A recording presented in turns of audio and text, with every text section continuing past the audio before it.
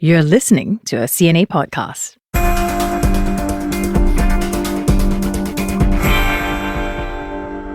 Hi guys, I'm Teresa Tang. Thanks for joining me this week as we focus on China's Greater Bay Area.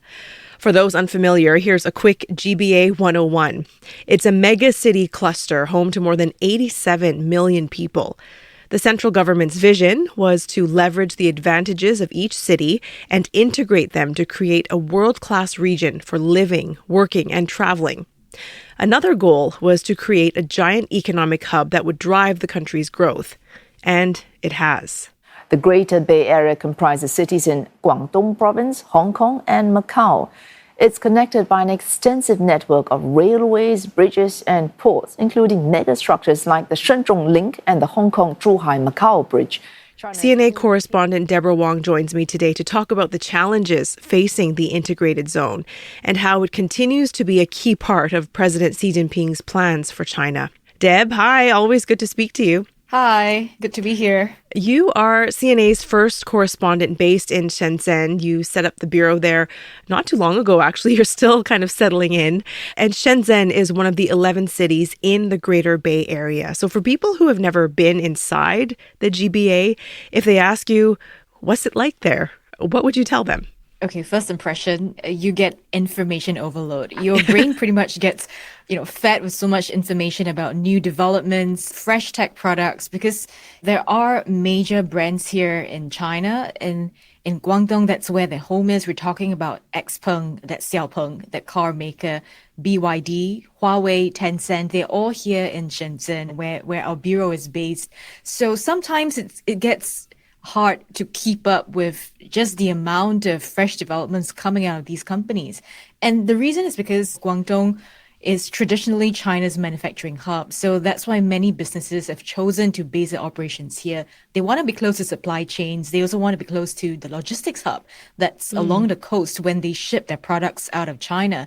So just an anecdote, I actually interviewed a 3D printing company sometime last year, a drone company as well, and they both export their products overseas. So they say that if their parts are faulty, they can get them replaced within 1 to 2 days. They just call up the supplier and say, I need to get this fixed right now. And they just drive down, give them the new specs, inspect it, and voila, it's done. You don't have to wait weeks or even months for something to be fixed. And if they want to test their products in a more international market, they can just pop over to Hong Kong, which is adjacent to Shenzhen. So if I could summarize this in one line, this really feels like a super high octane place where things move fast, things get done.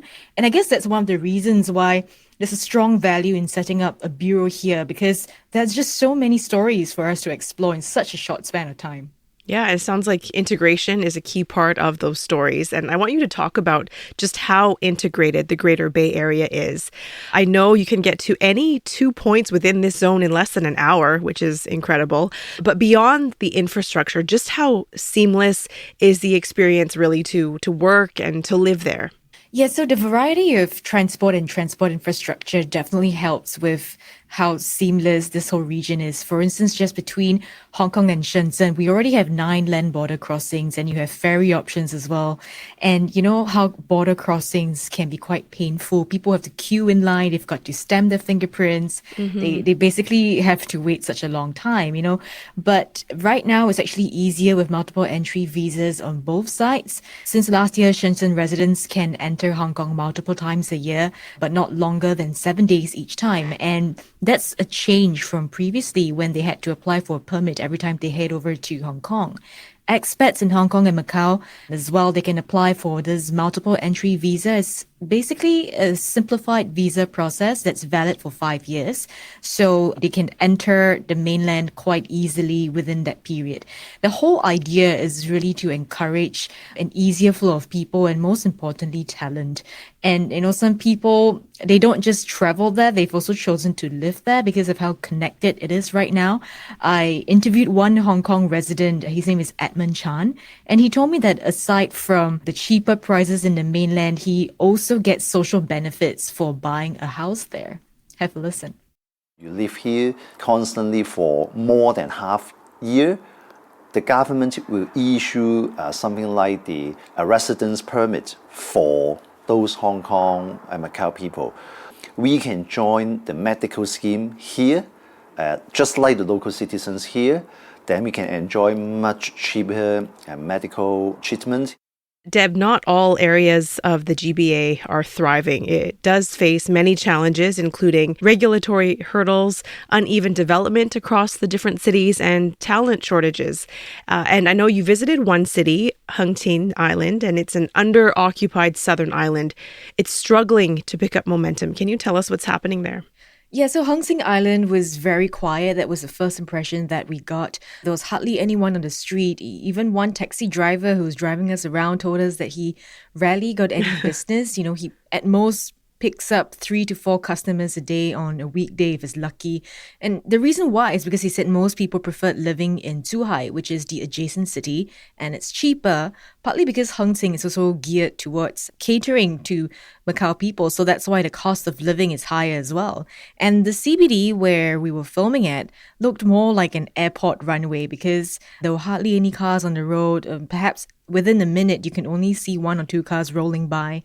And that's quite odd for a CBD. In Hung Sing, there's also a neighborhood built exclusively for Macau residents, meaning to say only if you hold a Macau ID can you buy a unit there. And so far, only about 34% are filled since the sales launched a year ago. Now, Macau people told us that they've got a network, they've got amenities in Macau, so there's no reason to uproot the entire family and move over. In fact, we also found that occupancy rate of grade A buildings in 2023 was over 50%, and what the government did to make sure that these places were filled was to convert them into hotels instead.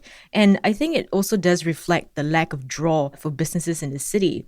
So just to find out how Hung Sing can improve itself, I spoke with a recruitment analyst from Macau. His name is Arnaldo Oliveira. He's a CEO of Orion Executive Search International. And what he told me was that Hung Sing really just needs time to prove itself, and perhaps the answer could lie in talent. I think the next question will be the human resource talent part, because even though there's more talent in Hangqi side, but I think especially when it comes to financial, there's still a limitation of financial talents over this side. There's only limited opportunity here in terms of retail banks or corporate banks, but nothing in the investment banking, etc. I think that's the area they have to improve on. Arnaldo also said that, people could be convinced to move over if more schools were set up there. When we talk about talent, we have to look at the cultivation of talent, right? And I think setting up schools could be the answer because young families often factor that into relocation plans. And it seems like the government has caught on because Macau universities, they're expanding campuses there. New laws will also allow non-tertiary Macau schools to set up campuses in the city. And this is the perfect point to pivot to Hong Kong because the education system there is getting more recognition. 4 Hong Kong universities have gone up in the world rankings this year, and the city has really emerged as a popular education hub in this mega region. How has that affected Hong Kong's real estate market? So Hong Kong doesn't just have a housing shortage, it also has a shortage of on-campus student housing. So much so that students have to ballot to get into the dormitories on campuses. And the situation right now is we're seeing nearly 4 people vie for 1 bed. So they end up spilling into the private rental market, and that's driven up the costs in neighborhoods that's close to universities by around 12%. And the problem is it's only going to be a bigger squeeze because Hong Kong has increased the quota of non-local students to 40%. And this year, we found that there are 8,000 mainland students getting the approval to enroll in universities in Hong Kong. And that's more than twice in the same time last year. So to deal with that, the government is loosening up a zoning policy to make it easier for investors to convert hotels into student hostels. And when we talk about student hostels, the concept is quite similar to on-campus housing, but the only difference is that they are off campuses, right? So these hostels are specifically for students who've already secured university placements. Non-students are not allowed, and they usually come with laundry, study areas, communal kitchens, and the demand is pretty high, so much so that more investors are stepping to this space because when you talk about revenue, students are going to be providing that stable revenue rather than depending on the fluctuating tourist crowd, depending on the seasons. So I spoke with Kavis Eep. She's the CEO of Centilene Investment, and Centilene Investment is the newest student hostel operator in Hong Kong. They may be new, but they've already had experience working on student hostels, running them from 2016 in the US and the UK. So coming back to Hong Kong, it's pretty much homecoming in that sense. Private landlord, they always charge 100% upfront of the rent from non-local students, literally got the room books even if the students and the parents didn't come to visit the property. They're just so eager to secure a spot which is very close to the campus, so you can tell the demand is here.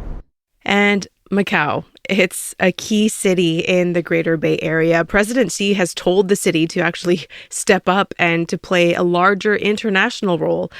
Do you think Macau is going to do that? Will it rise to the occasion? And more generally, what other hubs are you keeping an eye on as we see this region continue to grow?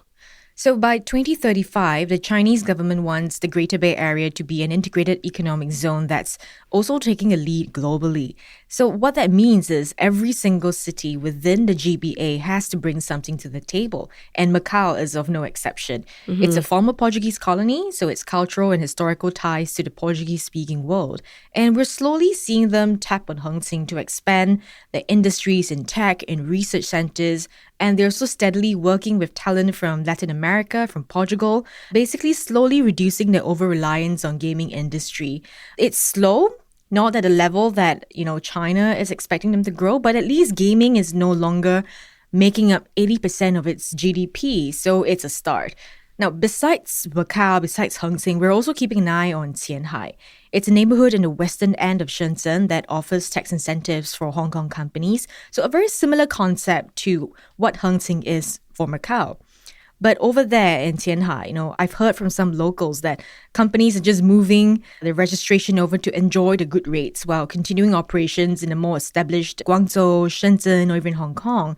And I think the problem with being such an integrated Bay Area is that sometimes it gives people a very strong inertia to move or relocate completely. So interestingly, when you think about it, in some ways, it's a victim of its own success. But overall, the region is pulsing. Shenzhen is known as an immigrant city, so much so that Cantonese or Hakka that you normally would have heard, say, 30, 40 years ago, they used to be prominent here. They have taken a backseat to Mandarin. That's also because many people from inland provinces are coming here. So if you really want to see where people are hedging their bets on the future, I think you just need to follow their migration path. Yeah, some of my friends have recently deemed Shenzhen as one of their new favorite travel spots. And based on that, based on what you've shared today, Deb, I think I really need to hop over. I need to pay you a visit one day. You are more than welcome to come here, come crash here, because there's so many things to do you would never be bored in Shenzhen. Thanks for speaking to me today. Thank you, Teresa. For more on the Greater Bay Area and Deb's reports, just head to cna.asia and head to YouTube. And a reminder to catch the TV episode of CNA Correspondent. It airs every Wednesday night at 9:30 Singapore, Hong Kong time. The team behind this episode is Saya Win, Clara Ong, Tiffany Ang, Junani Johari, Pei Ning Ho, Nat Fertilvero, and Craig Dale. Thanks very much for joining me.